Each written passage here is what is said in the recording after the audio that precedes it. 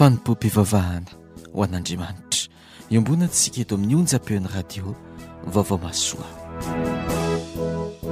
Fanompom-pivavahana anio iarahanao amin'ny andron'i Jesosy Kristy vonon-kandresy.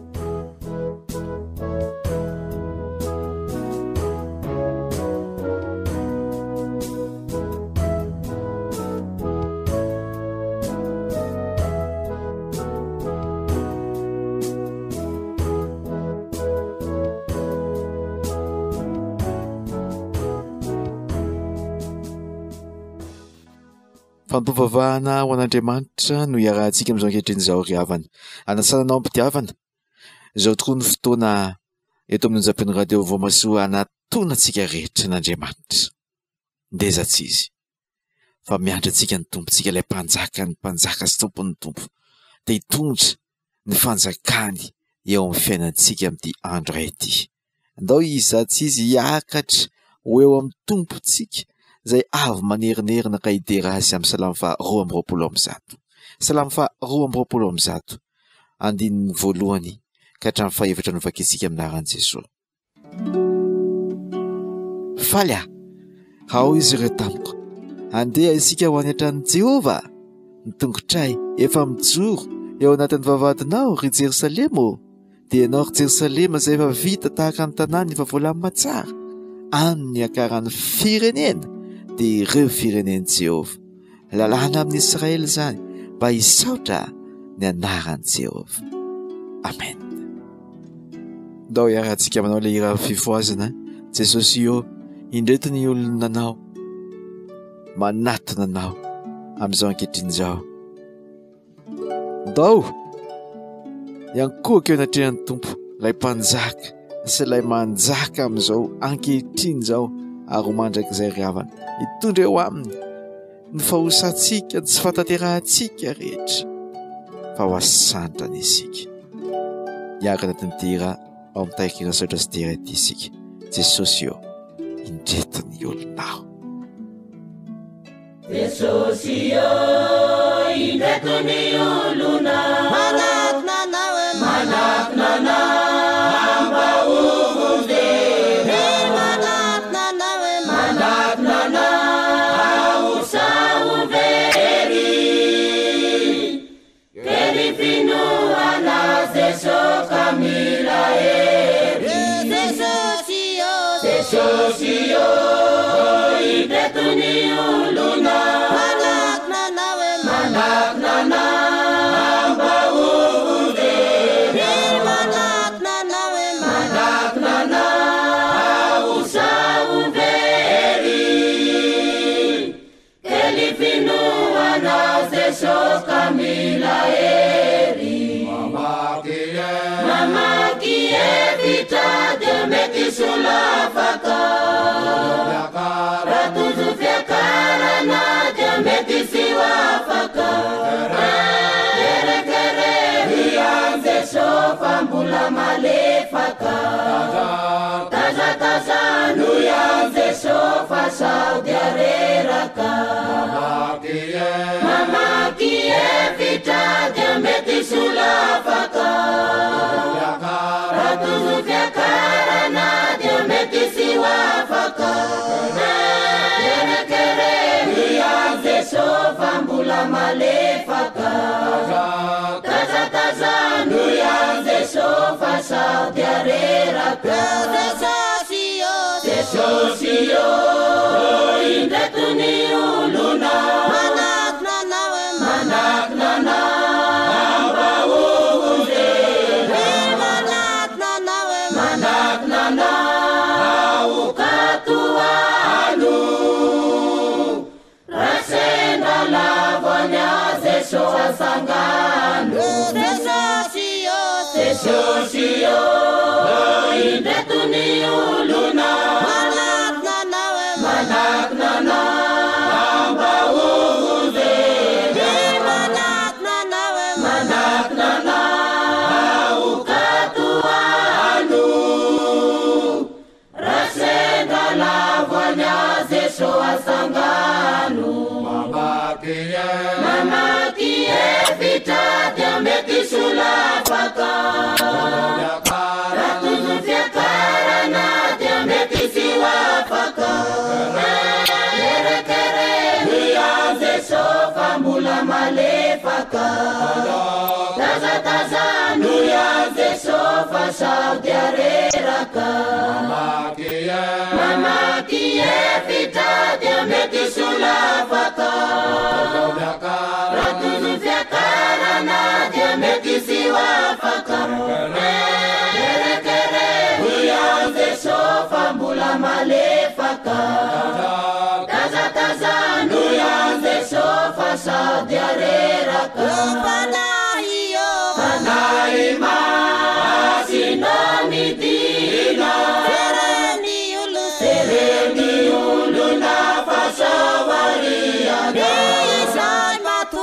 izay matory mafoazo fanahy masina zay so afafazo fanahy masinamidina sereny olona fasavariana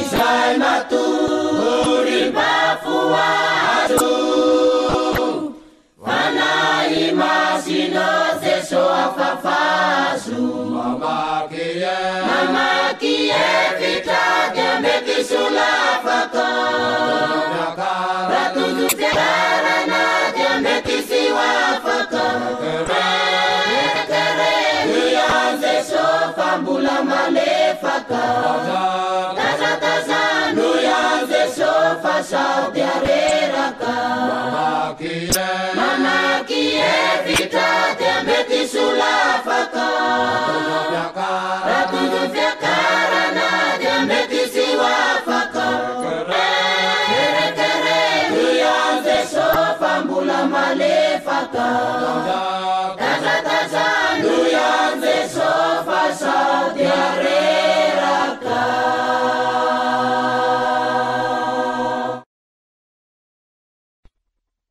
riavana malalo amin'ny tompo ampitompona aminao an-trany any ny fiadanana avy amin'Andriamanitra ray izay tiantsika ka nanome antsika an' Jesosy Kristy hamonjy antsika ary miasa lalao anatintsika izany famonjeny Jesosy izany amin'ny alalan'ny fanainy masina indrindrindrindra izay velona hatrany anatintsika sy ny fotsika sy saintsika ary anatin'ny teniny indrindrindrindra izay raisitsika fotoana mihitsy izao andraisantsika izany tenin'Andriamanitra izany vonina ve ianao ndao itsika iomana satria tenin'Andriamanitra iainany fahamarinany isika ary ao amin'ny Mateo 9 no ndao tenin'Andriamanitra ho raisitsika anio Mateo 9 toy ny toroteny Jesosy teny tendrombohitra izay ampiainan'Andriamanitra ny fahamarinana izany toroteny Jesosy teny tendrombohitra izany fahamarinan'Andriamanitra nefa tsy hain'ny olona manao azy amin'ny olona fotsiny fa tsy maintsy mandray an'i Jesosy ny fahamarinan'i Jesosy avy ao am-po zany ary avy ao anatintsika miainga ny fahamarinan'Andriamanitra fa ahoana ny tanteranana izany eo amin'ny fiainantsika andavanandro amin'ny programantsika andavanandro amin'ny asa andavanandro sy ny fiariana ataontsika andavanandro mety koa dinio tsara androany ny fandaharam-potoanao manao tokoa moa fandaharam-potoananao mety tsara ve araka le fahamarinana takian'Andriamanitra ve sa misy zavatra mandany fotoana nefa tsy dia tokony andaniana fotoana manahoana ny fandaharam-potoananao fa te anitsy izany ny tompo androany mbao hivavakantsika alohan'ny andraisantsika ary ny Mateo 9 amin'ny teny Andriamanitra rainay io miantso tokoa izahay ianao ilay mpandahatra ny zavatra rehetra hiasa anatin'izao fotoana izao indray raha eniny teninao izahay mitenena tompo ary itsy tokoa ny fandaharam-potoananay mba ahafahanay mandray lay fahasoavanao lay tena arenao aminao ka tsy ho very foana ny fotoananay ety ambonin'ity tany ity misaotra tompo amen voniny ianao amaky ny ten'Andriamanitra tsika izay zaraintsika roa ny amakina azy. Matio 9:1 ka hatramin'ny 12 no tapany voalohany vakitsika aloha satria raha miresaka fandaram-potoana Jesosy dia mijery ny asa mety ohatra hoe asa mpanomponao an'Andriamanitra sy asa mety hoe fiarinao. Reo mety mameno ny fotoananao ve? Ka manitsy izany izy. Zay no hitantsika voalohany amin'ity tapany voalohany Matio 9:1 andininy voalohany ka hatramin'ny 12 aminaran'i Jesosy tika tenimbonina makiko azy manao hoe: tandremo manao ny adidy ara-pivavahana eo masony olona mba ho hitany. Sao ianareo tsy mahazo valisoa avy amin'ny rainareo izay any an-danitra.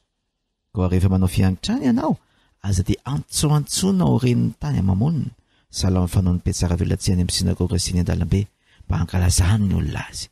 Lazaiko marina aminareo fa efa azo ny valisoany. Fa ianao kosa rehefa manao fiantrany, aoka na dia ny olona sakaizanao indrindra aza tsy hahalala izay ataonao, hany ka miafina nanaovanao ny fiantranao, ary ny rainao izay mahita ao amin'ny miafina no mahalisoanao. Rehefa mivavaka ianareo, aza mba manahaka ny piatsara velatsy. Tindry zareo no mankatoerana eny amin'ny sinagoga eny amin'ny fiaonan-dalana sy eny amin'ny fiaonan-dalana ka mivavaka mba ahitany olona azy. Lazaiko marina aminareo fa efa azo ny valisoany.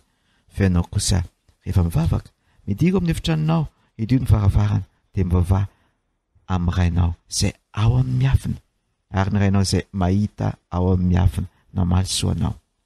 Rehefa mivavaka ianareo, aza mba maro teny tahaka ny mpanompo sampy. Everin'izy ireo fa rehefa maro teny izy vao enin'Andriamanitra, koa aza mba manahaka azy ianareo, satria fantatry ny rainareo raha teo ny zavatra ilainareo alohan'ny angatahanareo izany aminy. Koa mivavaha toy izao ary ianareo. Rainay any an-danitro, mamasina ny eny anaranao, ho tonga ny eny fanjakanao, ataony eny sitraponao, eto an-tany tahaka ny any an-danitra. Meonay an'io ny anina sazanay, avy aloha ny elikay ary tahaka izany koa no amelanay izay melaka taminay. Aza velo azo ny fakapanay izay fa manafanay amin'ilay ratsy. Anao ny fanjakana sy ny hery, anao ny voninahitra mandrakizay. Amen. Eny, raha mamela ny fahadisoan'ny olona ianareo dia mba amela anareo koa ny rainareo izay any an-danitra. Fa raha tsy mamela ny olona kosa ianareo dia mba tsy amela ny fahadisoanareo koa ny rainareo izay any an-danitra. Efa mifadianiny ianareo aza mba manahaka mipiatsara velantsika malahelo endrika. Ataony zareo manjonitra ny tarehany mba hahitan'ny olona azy hoe mifadianina.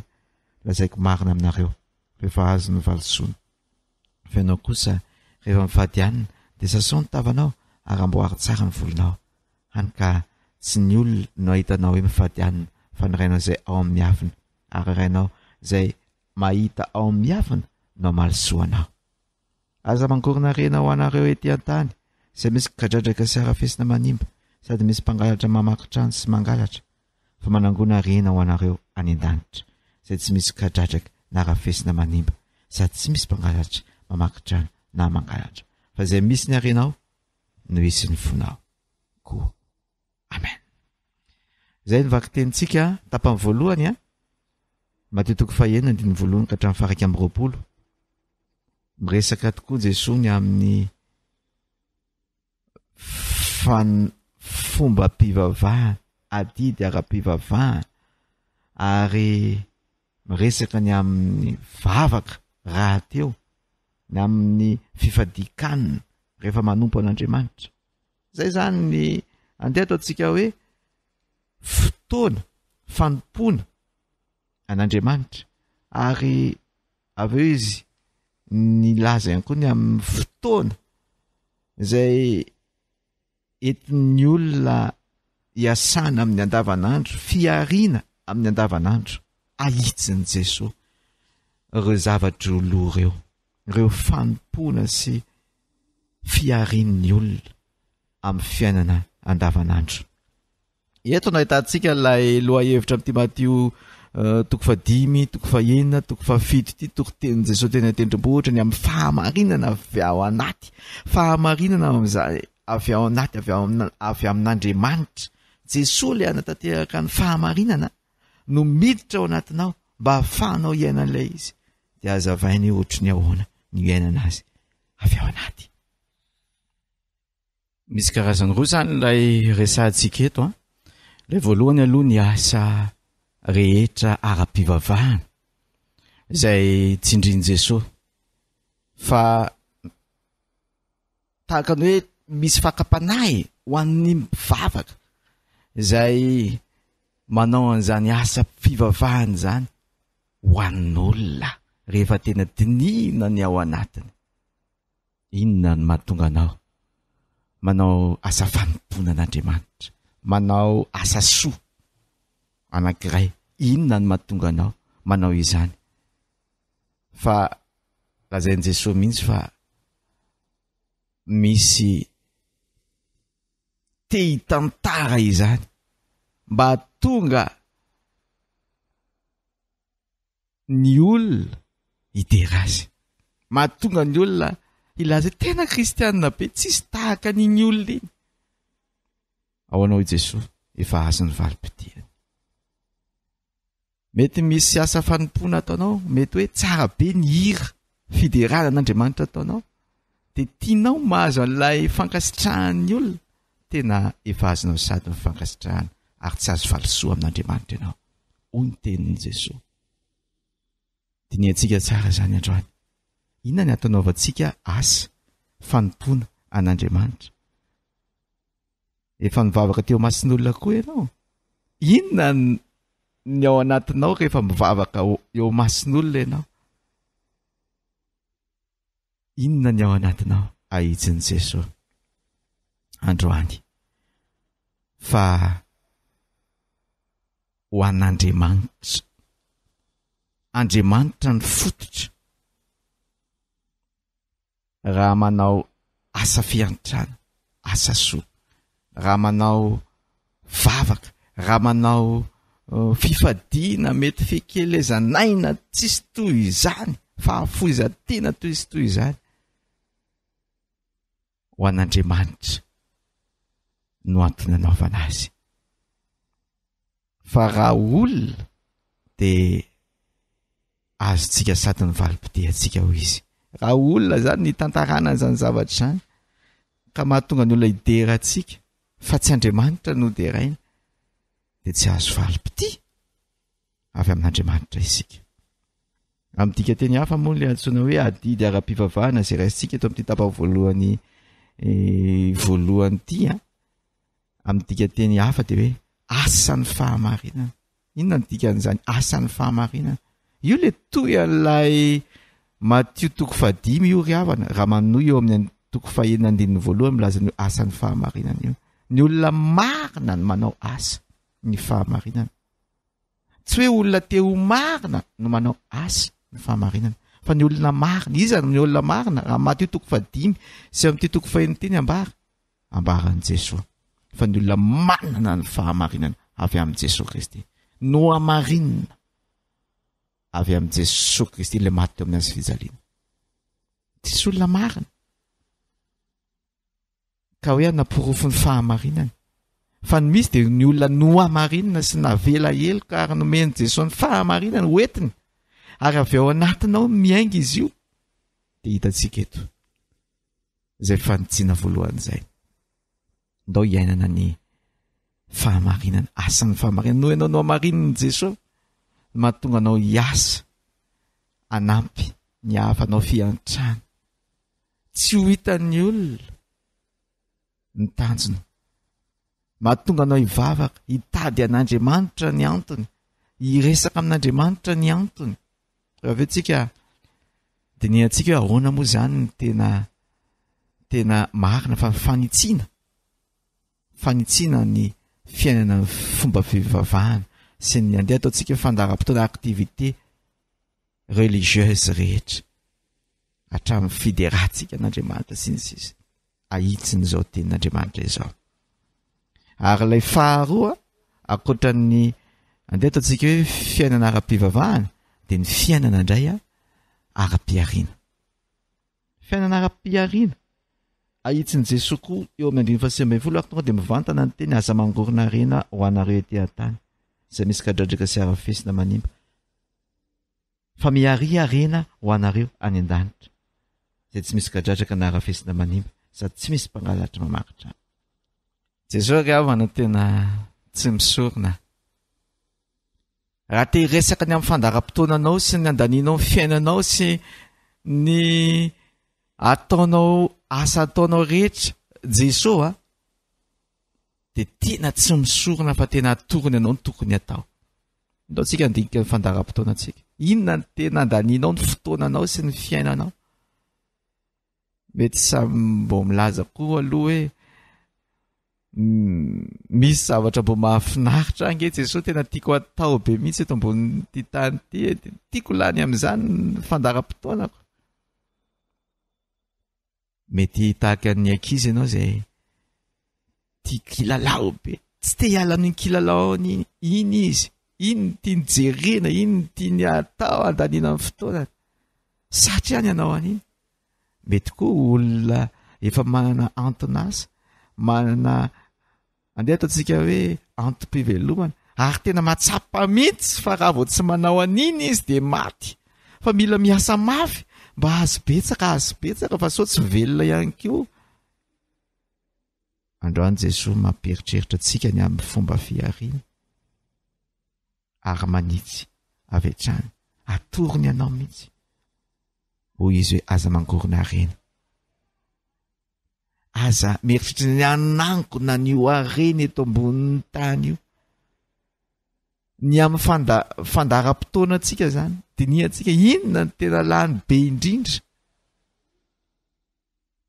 anangonana arena eto tany ve sa anangonana arena any an-danitra araka izao tenen'i jesosy zao mahatonga sainantsika izy ary manoro antsika tsara hiditra antsika eo amin'ny tapany faharoa sahady satria tena manitsy Andriamanitra manitsy izy ary tia nikitihana mihitsy ny antony anaovanao ny zavatra zay antony fiainanao andanianao ny fotoananao andanianao ny fandaram-potoananao anaovanao ny aktivité anao rehetra tiano ahitsy mba hahatonga an'izany tena hipetraka eo amin'ny tena antony araka ny tokony izy ndao raisina ny tapany faharoa satria amin'ny tapany faharoa ty dia ho hitantsika fa Andriamanitra ngeny manjaka fa na inona zavatra ataontsika eto ambonin'ity tany ity manjaka Andriamanitra ary te hanoro antsika izy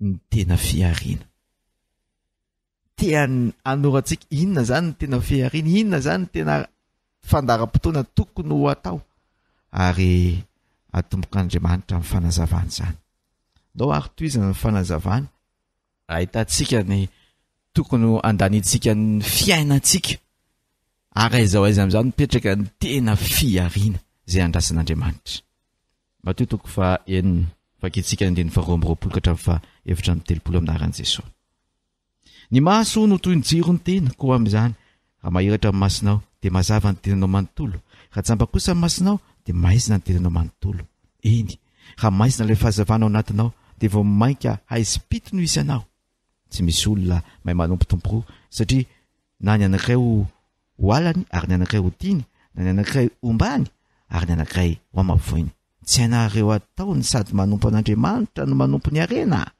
noho izany indrindra ny olazako aminareo hoe aza manahy ny amin'ny anina sy fisotro zay toanainanareo na ny amin'ny fitafiana zay ilain'ny tenanareo moa tsy mihoatra ny anina ve ny aina ary tsy mihoatra ny fitafiana ve ny tena jereo nge mivoromanidiny tsy mamafina mijinjana manangona ny antsopotra manko izy ireny kanefa fanany rainareo zay any an-danitra mody sarobidy lavitra ny reny ve ianareo fa izy aminareo na dia be fanahina toy inona azy no mahay manalava kely monja ny andro iainany ary ahoana no anahinareo ny amin'ny fitafiana dia ny tsara ny faniriny voninkazo ny tsara tsy misasatra na mamoly izy ireny kanefa lazaika aminareo fa na i Solomona teo amin'ny voninahiny rehetra azy dia tsy tsara fitafiana tahaka ny anankiray amin'izy ireny tafian'Andriamanitra toy izany ny ahitra ny tsara izay eny an'io nefa tsy mpany am-patana rahampitso tsy mainka ave ianareo no ampitafiany ry kely finoana izany aza manahy ianareo ka manao hoe inona no hoaninay na hoe inona no sotronay na hoe inona no hitafianay ry mpanompo sampy manko no fatra-pikatsaka ireny rehetra ireny fantatry ny rainareo izay ny an-danitra kosa fa ilainareo avokoa izany nefa katsao alohan'ny fanjakan'Andriamanitra sy ny hanao ny marina ny soritany dia omenanareo fanampiny reny rehetra reny noho izany aza manahy ny eo ampitso ianareo satria ny ampitso anahy no azy fa ampo amin'ny andro ny fahoriana mitranga eo aminy amen. Zay ny Matthieu toko fahenina tapany faharoa andininy faharoa amby roapolo ka hatramin'ny fahaefatra amby telopolo. Ahitantsika ny fiainana tian'Andriamanitra iainantsika ny fahamarinany. Ahoana zany hoe miaina ny fahamarinan'Andriamanitra izany amin'ny fandaharam-potoana, amin'ny fiariana, amin'ny fivelomana. Ny katsaka ny fanjakan'Andriamanitra ry havana no tena fiariana sy tena fandaharam-potoana andrasana amintsika miaina ao anatin'ny fahamarinan'Andriamanitra. Dao iaina ao anatin'izany hoy Jesosy ary mandresy lahatra Jesosy. Somary lalina ilay ambarany eo amin'ny andininy faharoa amby roapolo. Somary lalina ilay ambarany ka tiany azavaina amin'ny fahazavana mihitsy ny tsaitsika olombelona. Tsika olombelona nge ry havana manana safidy. Manana safidy tsika. Eto amin'ny fiainana izay iainantsika amin'ny fandaharam-potoana manana safidy ianao fa tiany Jesosy azavaina mihitsy izany amin'ny tean'io ity. Maso izy dia toy ny jiro amin'ny teny. Eritrereto tsara izany tenen'i Jesosy izany fa izasenao dia tiany Jesosy anana maso mahiratra. Ary io maso io sy ny zavatra hitan'io maso io no manasokajy zavatra anankiroa hoe ao anatin'ny maizina ianao sa ao anatin'ny mazava ianao. Miankina amin'ny fijery sy fandinihan'ny sainao io izy Jesosy. Raha milaza amin'ny maso jirony teny izy eo amin'ny andininy faharoa amby roapolo sy telo amby roapolo. Miankina amin'io na ao anatin'ny maizina ianao na ao anatin'ny mazava ianao. Kadin'io tsara. Fa iza moa Andriamanitra ry havana amintsika? Fa iza aloha Andriamanitra amintsika? Izy aminao. Indray mantsy. So dia ataontsika ohatrany hoe any ambadika any Andriamanitra ilay mety misy tokoa fa saingy tsy miteny tsy mivolana fa zay ataontsika any ataontsika. Asana azonao tsara le tenin' Jesosy anatin'ity Matthieu toko fahenina ity le atsaony hoe pe tsara velatsy. Indroa izy ny teny an'izay pe tsara velatsy izy.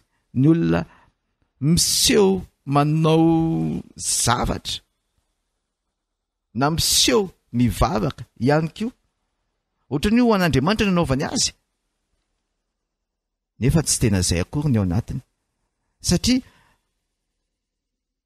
ohatrany hoe Andriamanitra zany ohatrany hoe anisany décor na figurant amin'ny fiainana fa tsy de tena hoe misy dikany loatra. Tsy hoe amaly soa raha ivavana mety tsy tena hoe amaly vavaka. So dia zany atretantsika tokoa an'Andriamanitra. Iza Andriamanitra aminao? Ndao diniantsika tsara izao zavatra ambaran'i Jesosy zao. Iza Andriamanitra aminao e? Tian'Andriamanitra andinika izany tsara isika amin'ny tean'io ity ary azavain'i Jesosy mihitsy ny toe-pontsika hatrany anaty any. Tarihana amin'ny fanontaniana ihany tsika. So dia amintsika andeha atao hoe ilay lavitra tsika Andriamanitra. Tsy mirarahantsika zany. Ilay lavitra tsika. Zay tena misy idirany amin'ny fiainantsika. Ka mila tantaraina zavatra be dia be, resena lahatra be zay vao eritreritra tsika. Indray ohatra izany ny heverantsika rehefa miresaka amin'Andriamanitra na mieritreritra an'Andriamanitra ny amin'ny fomba fiariana. Indray sao dia ataontsika hoe mandainga mihitsy ary ve Andriamanitra.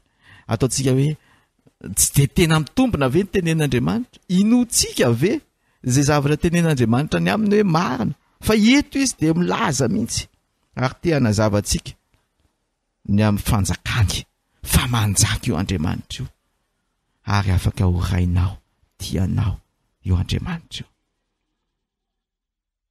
Ry havana, zany mahatonga azy androany iteny hoe ka tsao aloha ifanjakan'Andriamanitra io ahoana ary zany ndraindray ny olona mieritreritra hoe Andriamanitra zany no tedavina fa tsy volana arena efa sehoan'i Jesosy tsara mihitsy tsy afaka manompo nareo tompo roa sady manompo arena no manompo an'Andriamanitra tsy mety ozy Jesosy dia ahoana azavain'i Jesosy tsara mihitsy izany amin'ity ity mety raha vao mandray amin'ny voalohany tsika hoe tsy arena zany no tedavina tsy arena zany no angonina dia tsika hoe ahoana ny anaovana an'izany nefa ianao hoe olona miaina eto tany ahoana ny anaovana an'izany ry havana izay nahatonga an'i Jesosy ny teny hoe masony toy ny jiro ny teny ary tiany Jesosy ahiratra masonao inoy ny tenen'Andriamanitra ary inoy manjary ny zavatra zao tontolo zao zavatra ianao amin'ny vaovao rehetrarehetra zao tontolo zao hoe betsaka ao anatinao sany zavatra tenenin'Andriamanitra fa miankina amin'izay nananao fahazavana ao anaty miankina amin'izay nananao fahazavam-po ahafahanao mahatakatra marina ny zava-misy ny olombelona ve no enotsika betsaka sy jerevantsika betsaka sa Andriamanitra ny tenenin'Andriamanitra ve no ataotsika betsaka ny hira enotsika ve milaza ny zavatra misy eto amin'ity tany ity ny betsaka sa milaza ny amin'Andriamanitra sy ny tena fahamarinana ny amin'Andriamanitra io le alazavana miankina amin'izay miditra ao anatinao zay no fomba fijerinao ndao iany betsaka ny tompontsika fa tena manjaka ange Andriamanitra ry havany ary azavain'ny tompo tsara eo amin'ny 5:20 mitoy eo hoe noho izany aza manahy anareo aseho an'Andriamanitra fa izy nge no mikarakara zava-poana nge ny anangonana reny mety azon'ny efa hitantsika eto amin'ny tapany voalohany azon'ny mpangalatra na mora simba sy mora rava na arena voly io na arena trano io na arena arabatana io fantatsika fa nany vatana aza meosa voafetra io ary azavain'Andriamanitra zany na ny ainao aza mety ilay tokana ny aina fa tsy ino ny zava-dehibe ry havana azavain'ny tompontsika androany mba hanana ilay tena fotom-piainana amin'izay inona ny fotom-piainana Andriamanitra ihany satria Andriamanitra nge no manome zavatra rehetra Andriamanitra nge no miantoka atsika Andriamanitra nge manome zay ilaitsika ary Andriamanitra ao amin'Andriamanitra nge misy ny arena tena maharitra fa ny ankoatra tsy maharitra tandrema ozy Jesosy tandrema fa zay toeran'ny arenao zay no nambarantsika tery amin'ny 5:20 teo aloha zay toeran'ny arenao no misy ny fonao hitanao zany amin'ny resaka fandaharam-potoantsika sy ny zavatra mety be am-potsika ka andanitsika fotoana ihany koa ndao dia ny ihana tsara fa reny ny mampiseho ny tena arenantsika inona ny arenanao inona aminao ny tena manandanja zany inona ny manandanja aminao teny Jesosy ahitsy zany mba ho Andriamanitra ny manandanja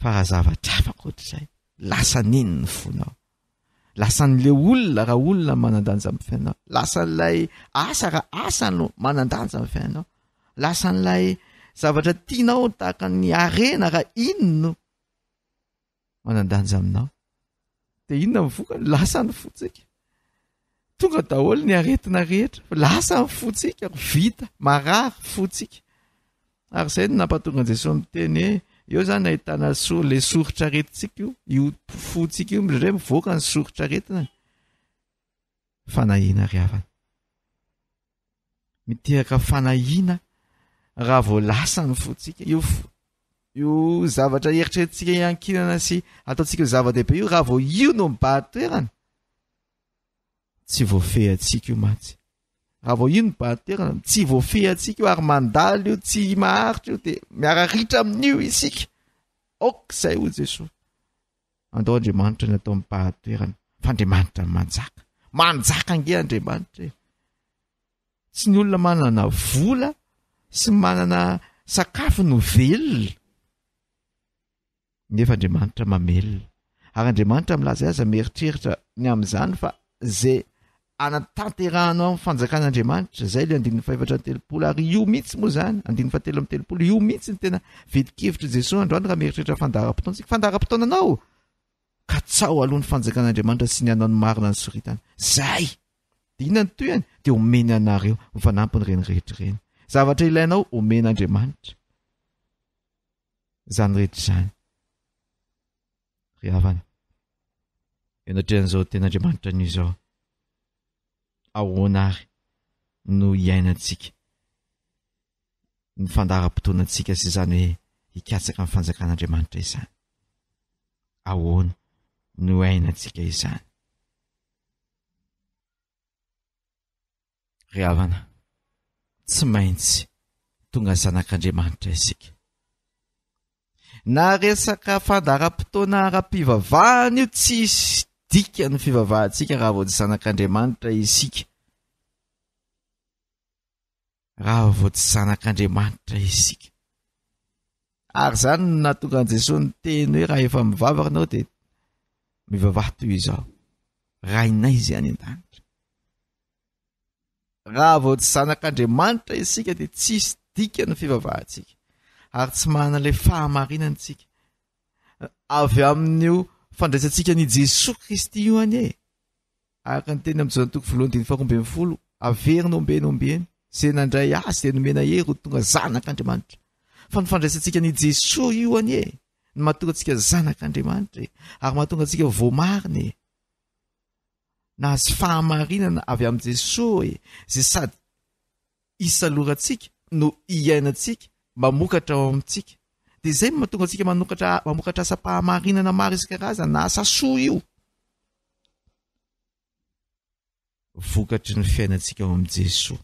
Fananantsika an Jesosy mahatonga antsika hanao fanomezana, hanao asa soa, hanao fiderana, hanao vavaka. Mampianatra antsika Andriamanitra. Mampianatra antsika Andriamanitra hifototra ao amin'ny fiainantsika. Ahatonga antsika hamokatra asa tsara. Araka izay nisoritany dia ilay fahamarinana soritany ao amin'ny teniny. Na fanomezana ao amin'ny mahantro io, na fanampiana ny hafa io, zany anisan'ny fahamarinana, asan'ny fahamarinana ataontsika no Jesosy ao anatintsika. Ary rehefa manao azy dia tsy le mitantaran'ilay izy. Ilay fitantaran'ilay izy mihitsy tokony tsy atao. Fa asa no atao. Satria Andriamanitra no antony anaovantsika an'io. No Andriamanitra antsika aza ny tena mampatonga antsika manao an'izany asa fanompoana izay mameno ny fandaharam-potoana antsika izany. Ary raha voavanta no isika teo. Voavanta nahazo tehaka avy amin'ny olontsika dia tsy azo ny valim-potia antsika. Avy amin'Andriamanitra. Ary ny vavaka. Ahoana ny fiainana fivavahana ry havana. Raha adiniantsika ny vavaka dia tena resaka nataontsika amin'Andriamanitra. Eny fa na dia misy fotoana aza mivavaka eo mason'olona isika. Tsy le olona no tiantsika etsehana ao anatin'ny vavaka, fa ny anatin'ny ivavahana aza dia Andriamanitra. Ary rehefa mivavaka aza, raha mandinika ilay vavaka nampianaran'ny tompo isika dia ny atatehaka ny fanjakan'Andriamanitra. Zany hoe rehefa mivavaka tsika dia mandoatra ny ao am-pontsika amin'Andriamanitra ary manatanjona ny anatanteraka ny fikasan'Andriamanitra.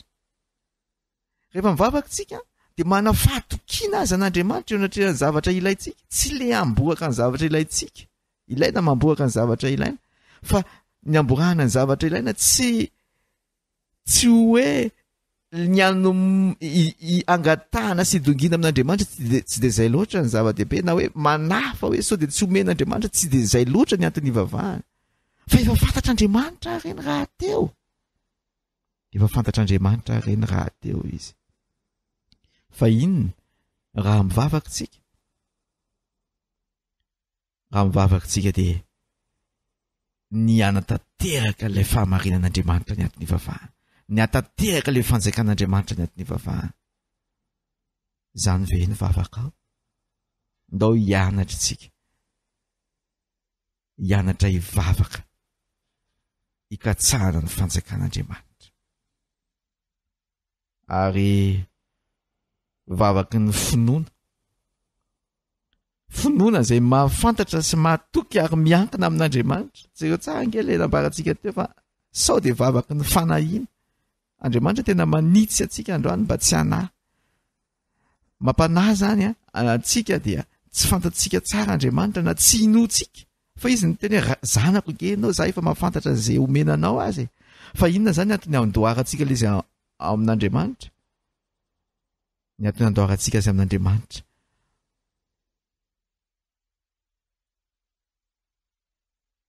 dia ahafahantsika manao ilay dingana manokatra ny amintsika rehetrarehetra amin'ny tompo ry havana.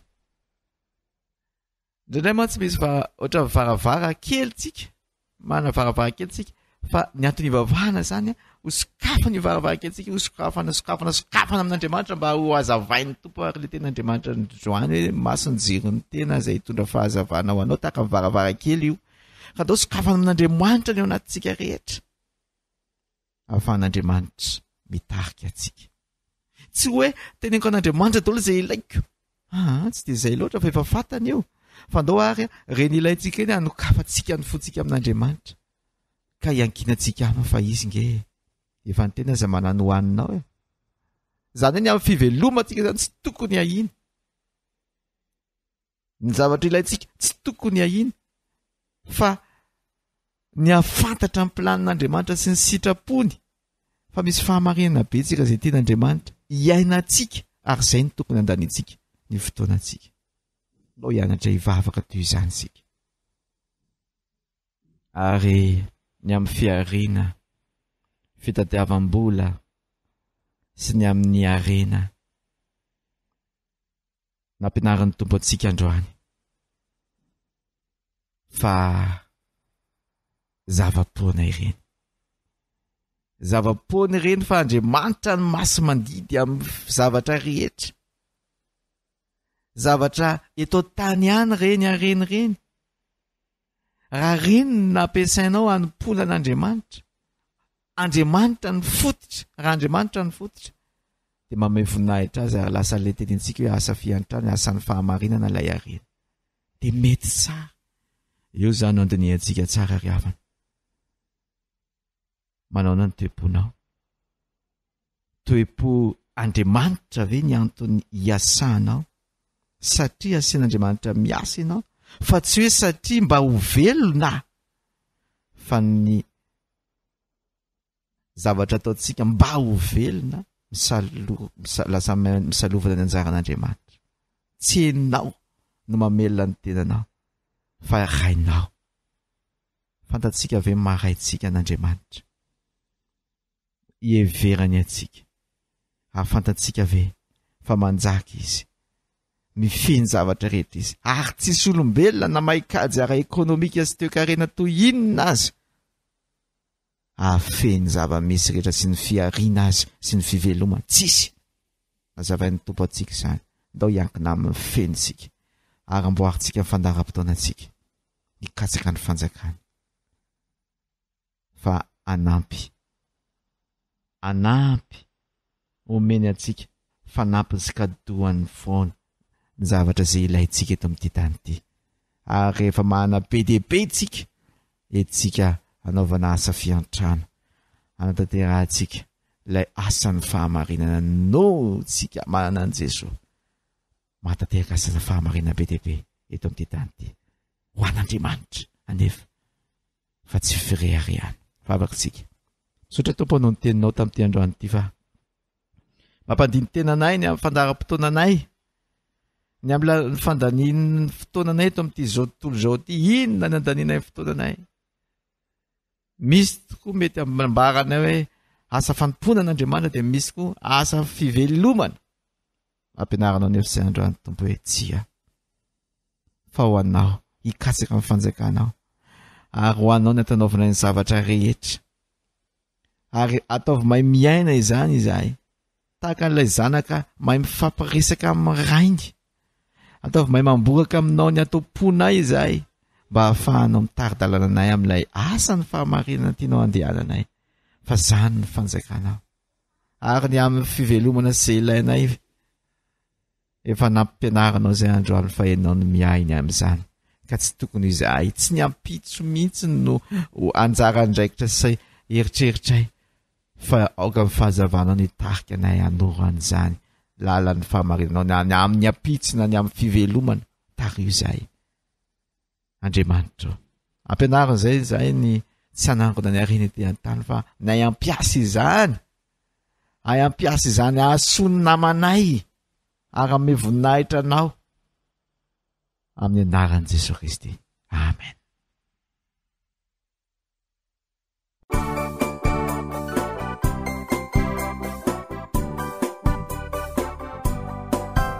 Aokizay ny titratsarona saranao indrindra mbola tratrizao avelao ny kiry fa manimbana fa tsy misy firy zany ainao aokizay ny titratsarona saranao indrindra mbola tratrizao avelao ny kiry fa manimbana fa tsy misy firy zany ainao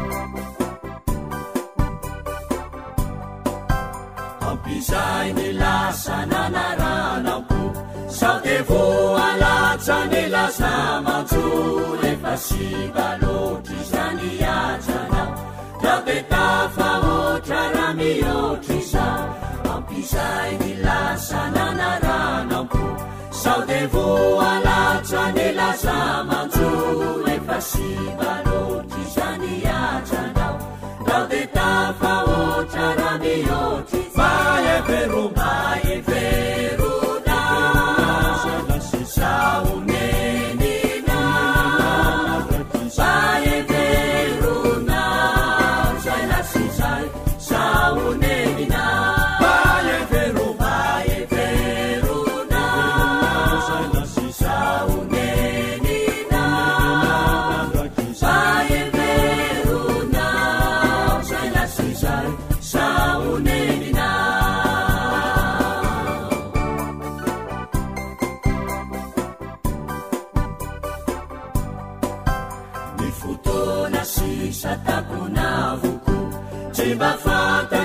sana filimu katapawani wisai evitra tesonu iriu wanatiwana ifutona sisa takuna vuku chibafanta tesana filimu katapawani wisai evitra tesonu iriu wanatiwana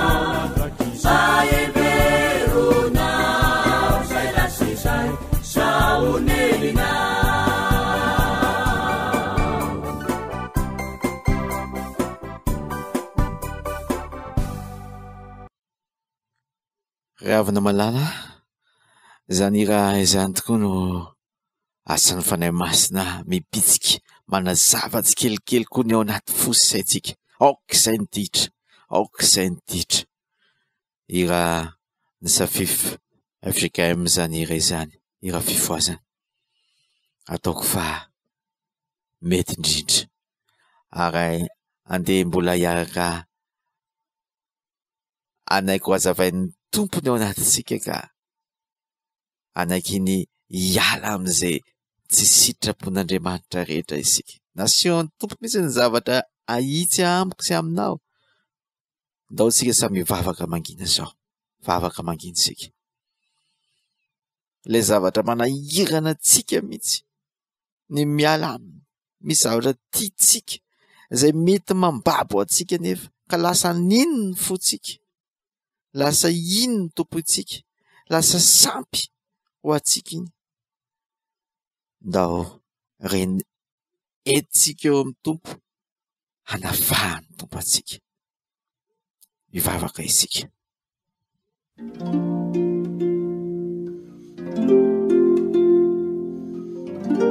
Andriamanitra dia ray tianay, zanakao tokoa ianao. Fantatrao ny zavatra mamatotra anay, zavatra tianay, ary hitanao mihitsy izay fikôtikôtian'izao tontolo izao anay ahatonga anay ho revo amin'ny zavatra misy eto amin'ity zao tontolo izao ty. Lasa sampy, mety lasa sampy nefa rany. Ho ianao aok'izay, aok'izay ka ny fanjakanao ny katsahany, zavatra tianao no tiavinay. Andriamanitra, ianao mahita tokoa ny tsiray avy, ny adinay, fakapananay. Efa nampianaranao tokoa izay vavako aza mitondra anay amin'ny fakapanahy, fa manafahanay amin'ny ratsy. Tanterao tokoa amin'ny tsiray avy tompo. Izany herinao izany androany ahatonga anay anaiky. Efa te hanafaka ianao fa mila anay manaiky. Eny Andriamanitra, ianao no antsoinay amin'ny fotoana sarotra sy ady tahaka ireny. Ary amin'ny tontolo andro ity, fandaharam-potoananay manomboka amin'ity andro anio ity, esorina amin'ny anaranao izay tsy sitraponao rehetra. Hazavao ny sainay, afantaranay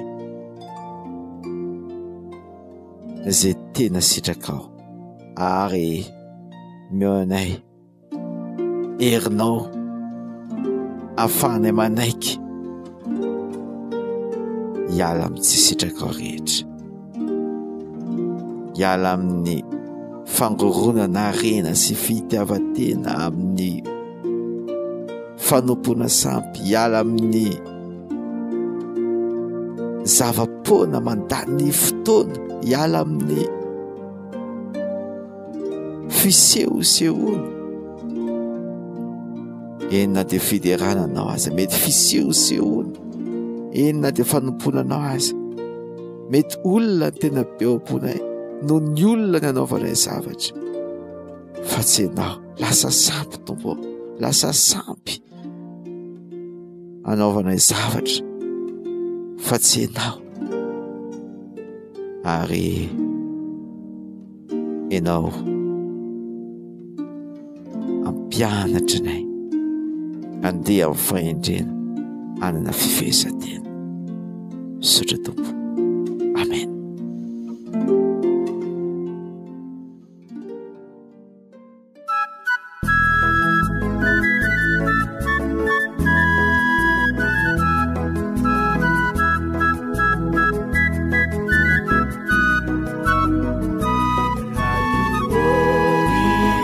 Misautranao, famba no fidinao piasanao, Canade si medicazao, numenao anzalanao miasanao, sinunau andiamanicho,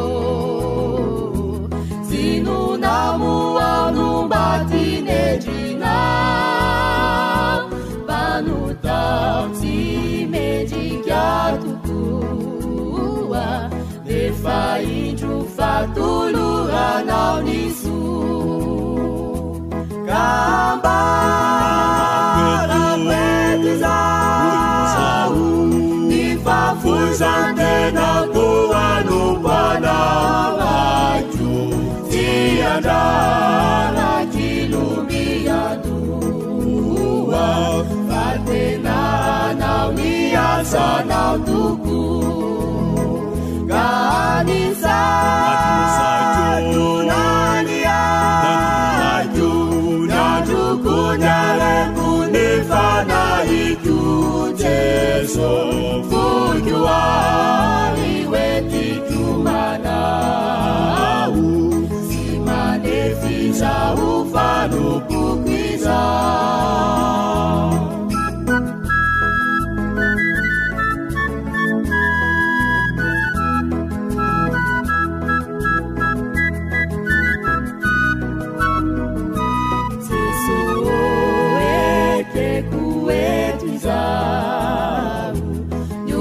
Taovaneo ampelatanana itorina ny famonjenao anitarana ny amainainao ufadiko izany oeranao zava-mifanohitra mimbakonao itujani fiangonanao anao ny fanao ny zao tontolo izao kambarapety zao ny fafoizantenako anompanarajo sy andraraky lomiadoa tena anao ny asanao toko ganisatonaniajo nyandroko nyareko ny fanahiko Jeso fokoary oetiko manao sy manefizao fanopoko izao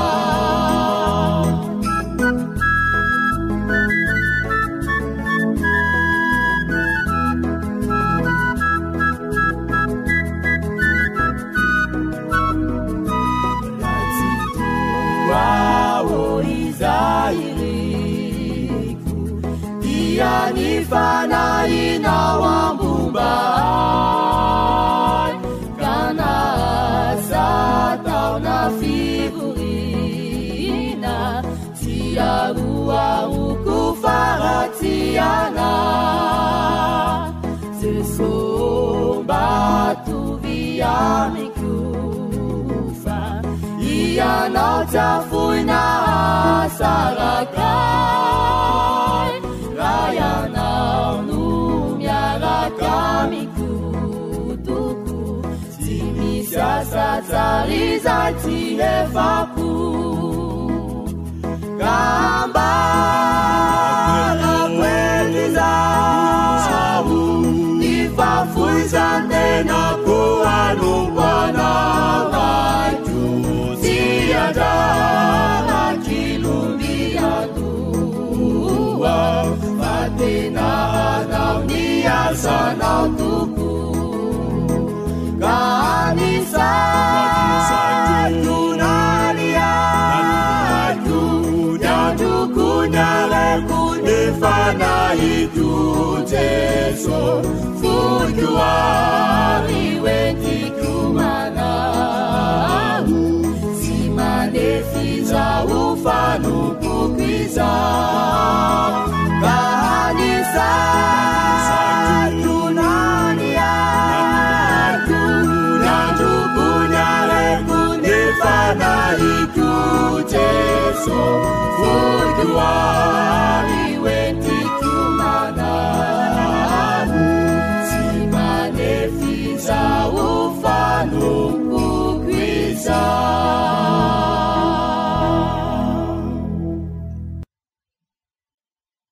irany ampifiteo amin'ny fizika misotro fitiavana zany a toko mpanompoana ry havana no any akitsika tokoa androany fa hanompo an'Andriamanitra isika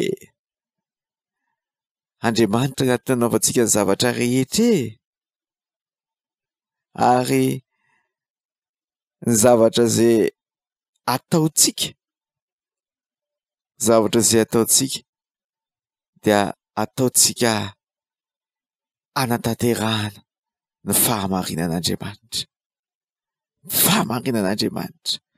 zay mety nanirahany atsika eto ambony tany ity misy asa nirahany atsika zany no tanterahintsika ndeha marina izao fotoana izao tsika rehefa aveo liran'ny rijasolon-dehibe hoe Andriamanitra mahery ny Andriamanitra ay no andeha rahantsika amin'ny terany tompo azy ny fanjakana azy ny hery no izy tokony omena voninahitra izy no ataontsika manjaka amin'ny fiainantsika ary minsy matoky azysika izy no mahafeny zavatra rehetra ary amentsika zay ilayntsika azo antoka izay nao isotra samy voninahitra sy ankasitraka azysika eto ampamarana an'izao fotoana izao ivavaka isika Andriamanitra tsy mandainga ianao fa ray ny hevitra sy tianay faly zay manana anao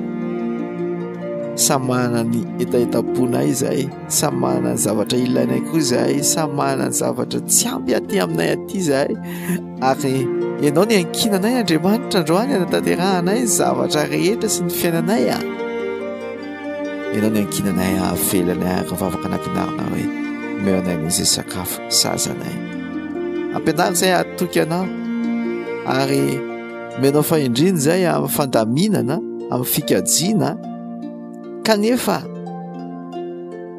kanefa arovony fonay tsy ho babony kajikajy arovony sainay tsy ho voafetra ny kajikajy fa anantenanao amin'ny apitso anantenanao amin'ny zavatra rehetra tsy ho be fanahina amin'ny kajikajy lavitra fa dia kinay aminao tokantrano ny zanaka tsy anainy amin'izany izay fa ianao no tsy anainy amin'ny apitso sy ny mety ho avin'ny firenena sy zao tontolo izao izay fa ianao no efa mifizany fa tsy izay akory faly izay miteranao Andriamanitra mahery ny Andriamanitra ary dia raiso voninahitra ao izao fotoana fa mipompo vavahana tolotra ianao izao Andriamanitra misaotra tompo tadera tokoa ny fanjakana ety an-tany tahaka ny any an-danitra anao ny fanjakana anao ny voninahitra Andriamanitra Alleluia Amen.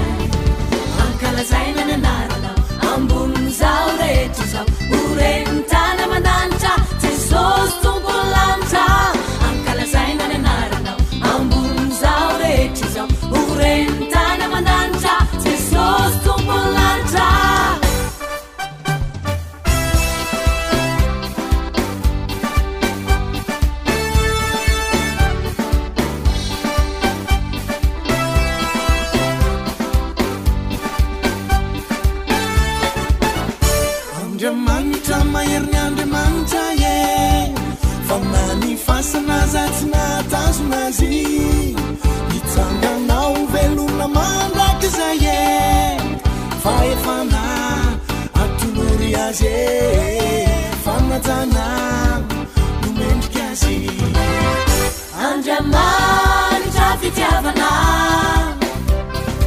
izy lohany tafikarana andriamanitra fitiavana izy nohany faneva izy roanay ankalazaina ny anarana ambony zao rehetra zao oreny tana mandanitra jesosy tompony lanitra ankalazaina ny anarana ambony zao rehetra zao oreny tana mandanitra jesosy tompony lanitra andriamanitra fitiavana izy lohany tafikaranay andriamanitra fitiavana izy nohany faneva izy roanay ankalazaina ny anarana ambony zao rehetra zao oreny tana mandanitra jesosy tompony lanitra ankalazaina ny anarana ambony zao rehetra zao oreny tana mandanitra jesosy tompony lanitra andriamanitra fitiavana izy lohany tafikaranay andriamanitra fitiavana izy nohany faneva izy roanay andriamanitra fitiavana izy lohany tafikaranay andriamanitra fitiavana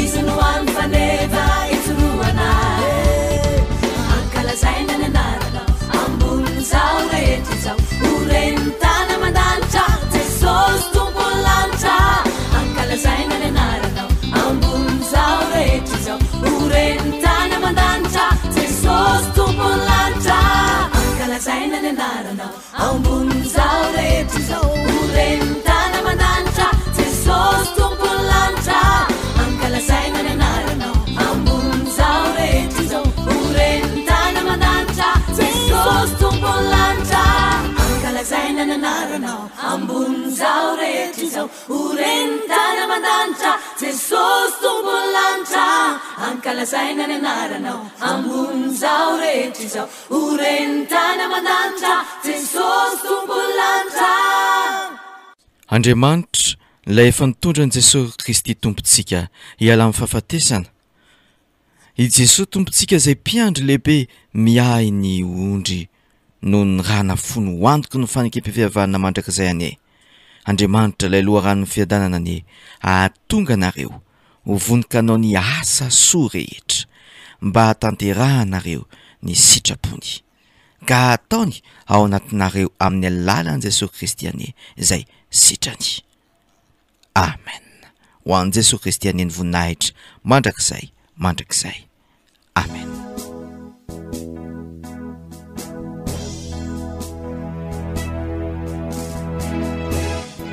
ny ombonantsika teo riavana ny fanompompivavahana amin'Andriamanitra teto amin'ny zabeon'ny radio Vavamaso. Fanompompivavahana androany niarahana tamin'ny andron'i Jesosy Kristy vonikandresy.